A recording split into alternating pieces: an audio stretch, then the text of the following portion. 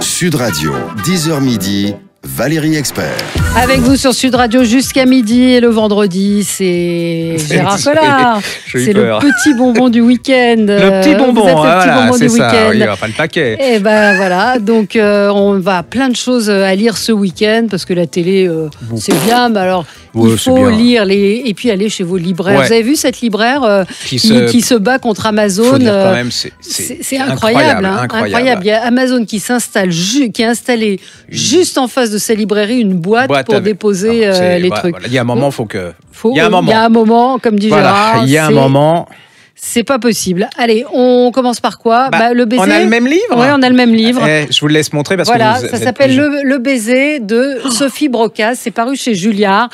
C'est un roman, comme il n'y en a pas beaucoup dans l'année, c'est un roman dans lequel on se plonge et on se laisse emporter par l'histoire. C'est à la fois un roman et un thriller parce qu'il y a un enjeu, il y a de l'art, il y a de tout dedans. C'est l'histoire, il y a deux histoires parallèles. Il y a l'histoire d'une jeune fille. Il y a une jeune femme avocate. Voilà, qui est à notre époque. Et puis il y a une autre jeune femme qui s'appelle Tassiana, qui vit dans les années 1905 en Russie, fille d'aristocrate et tout. Son grand-père, c'est Tolstoï. Donc déjà, et Tolstoï, pour les aristos, c'était quand même vraiment un révolutionnaire. Il aimait les pauvres, tout. Enfin, c'est une horreur. Donc, on décide. Elle est complètement d'accord avec le grand-père. Donc, la famille se dit, ça va pas être possible. Donc, on va l'exfiltrer à Paris dans les années 1905-1910. Et elle se retrouve à Paris chez une tante très aristo, très conservatrice et tout. Et puis, elle veut faire des études de médecine. Donc, on lui dit, on l'autorise parce qu'on se dit, pendant qu'elle va faire des études de médecine, elle va faire autre chose. Et puis, elle se remettra dans le rang. Le problème, c'est que pas du tout. Elle va découvrir Paris et puis elle va tomber amoureuse d'un sculpteur qui va devenir hyper célèbre, qui à l'époque ne l'était pas, qui s'appelle Brancusi.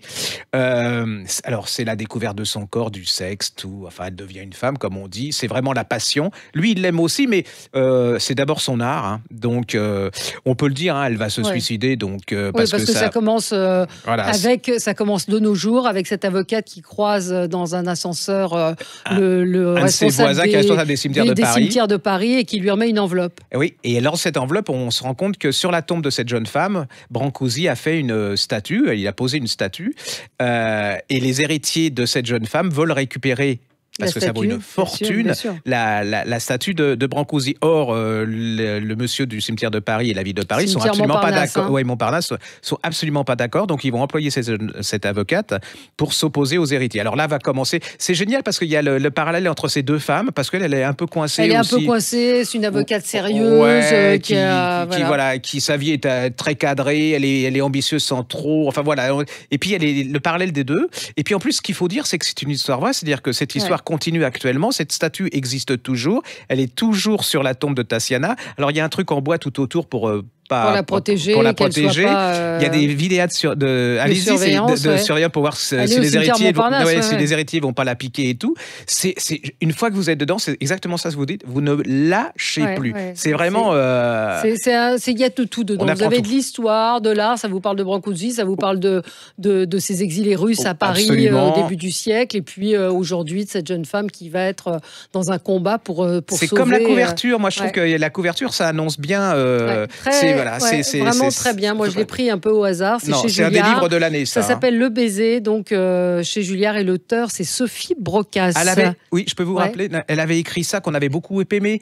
Le cercle des femmes, oui, c'est vrai. C'est des femmes qui sont ensemble, 4 générations. Il y a une aïeule qui est morte, campagne, et puis elles se rencontrent là, et puis il y a une qui découvre un secret, et c'est toutes ces jeunes femmes, à travers les lettres, les carnets, les choses comme ça, elles vont raconter leur vie de femme.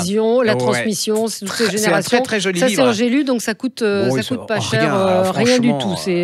Franchement, il n'y a pas de quoi. 7 € un livre, c'est. Il n'y a même pas de quoi renoncer. Oui, il y a tout Maigret. Vous savez, c'est la collection Omnibus il y a 10 volumes. Et là, il y a le 6e volume qui est paru. Et la préface est faite par Bertrand Tavernier. Ah, ça c'est. Et en tout cas, voilà, je vous le recommande. C'est pas cher non plus parce que c'est 1241 pages, 28 €.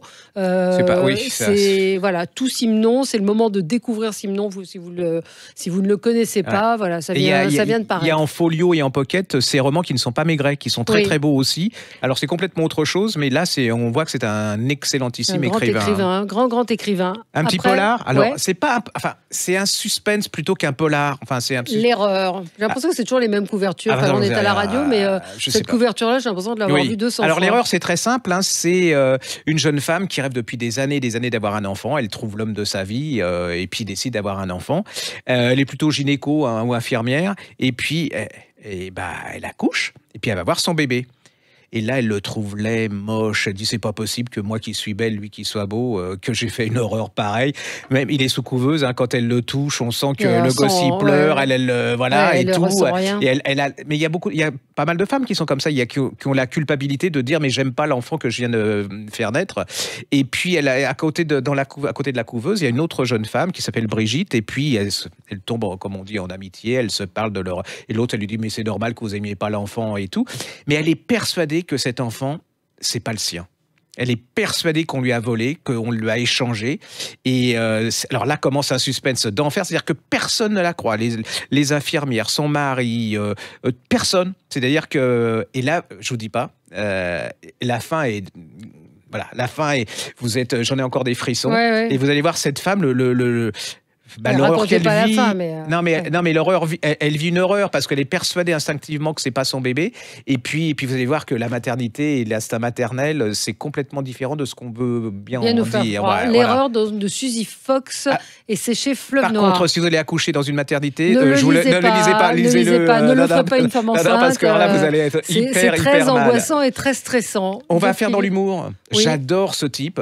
Florent Oiseau, Je vais m'y mettre, et Paris-Venise. C'est un jeune éditeur, un jeune auteur. Il a l'art de faire des formules, de faire de l'humour. Là, c'est un peu noir. Mais il a tellement d'humour qu'il fait passer des choses. Quand je dis noir, c'est que c'est des sujets, je vais m'y mettre, c'est le chômage. Voilà. Le chômage, mais c'est traité de façon tellement enlevée et légère. Et en fait, il vous fait passer plein d'informations, plein de ressentis sur les gens qui sont ordinaires et qui vivent un peu des catas. Dans Je vais m'y mettre, c'était un jeune chômeur, il va lui arriver plein de trucs. Alors, le Paris-Venise, il est au chômage et il accepte une place dans un Paris-Venise en train. C'est le train, mais alors attention, c'est pas le train, c'est pas celui qui est à 700 €. Non, c'est le train pourri qui part à Paris, où il y a du mousseux à la place de champagne, où il y a des barres chocolatées sous plastique et doux. Et c'est... Alors, ce type... et puis alors, moi j'adore, par exemple... Il parle de sa concierge, et sa concierge, elle s'appelait Marie-Odile. Mais elle a décidé de s'appeler Shirley. Et alors, il dit Shirley, je le déteste parce qu'en plus, elle porte des leggings fuchsia. C'est pas possible. Mais vous savez pourquoi elle s'appelle Shirley? Parce qu'avant, elle était en Fiat et elle s'est acheté une Mercedes. Et quand on est à une Mercedes, on peut pas s'appeler Marie-Odile, on doit s'appeler Shirley. Elle est très snob.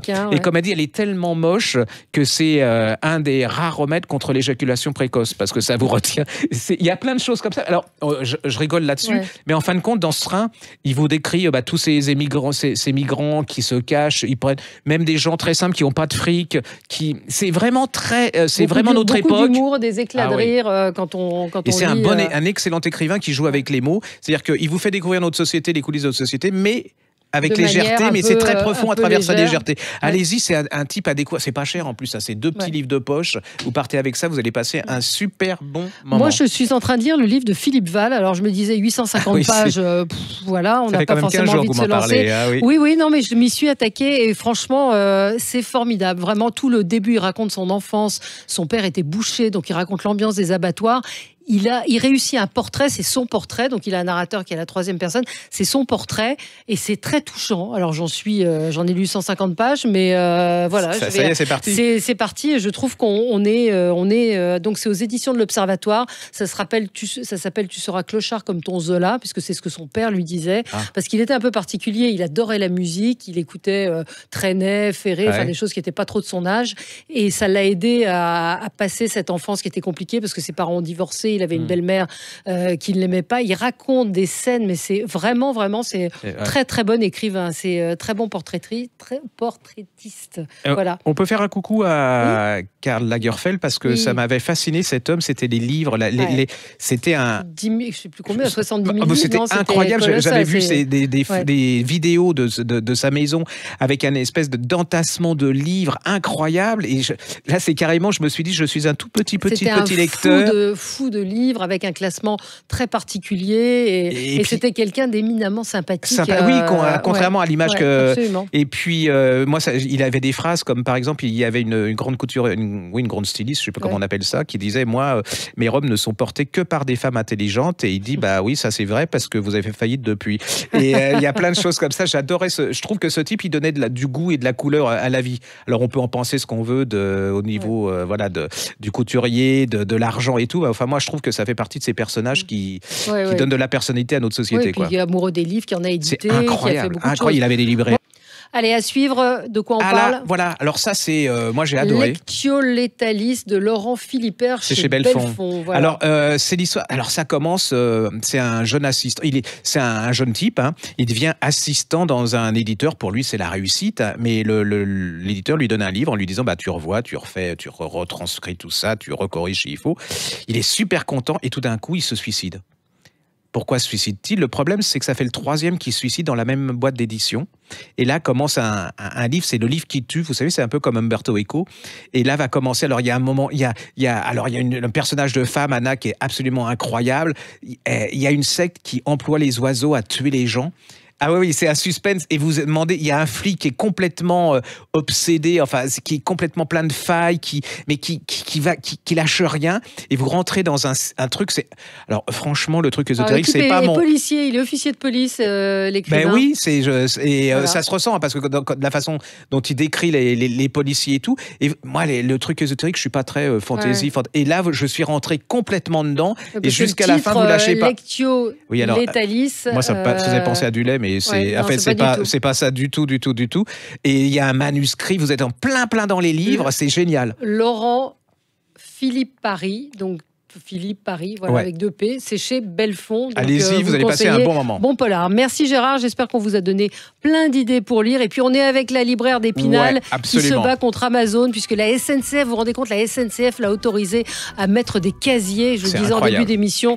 Donc on est avec vous et Isabelle Collin, et il faut se battre et aller acheter vos livres chez elle en plus, allez-y, soutenez-la. Merci, on se retrouve nous dans quelques instants.